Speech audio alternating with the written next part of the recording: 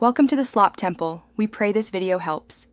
In this video, I will explain how to make sorbet easy.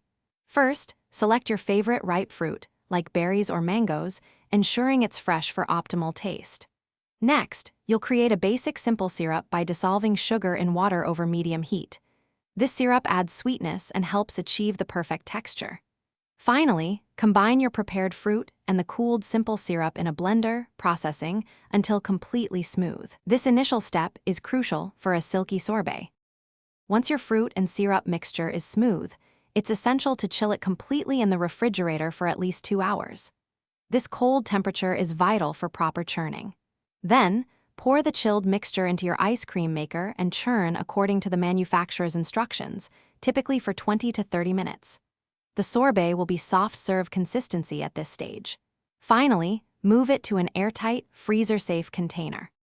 After churning, place your sorbet in the freezer for a minimum of 4 hours, or until it reaches a firm, scoopable consistency. For the best serving experience, let the sorbet sit at room temperature for 5 to 10 minutes before scooping. This brief softening period makes it easier to serve and enhances its smooth texture.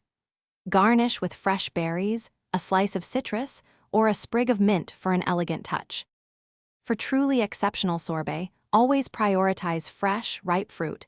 It makes a significant difference in flavor. Remember to taste your fruit mixture before churning and adjust the sugar content as needed, especially if your fruit is very sweet or tart. Don't be afraid to get creative.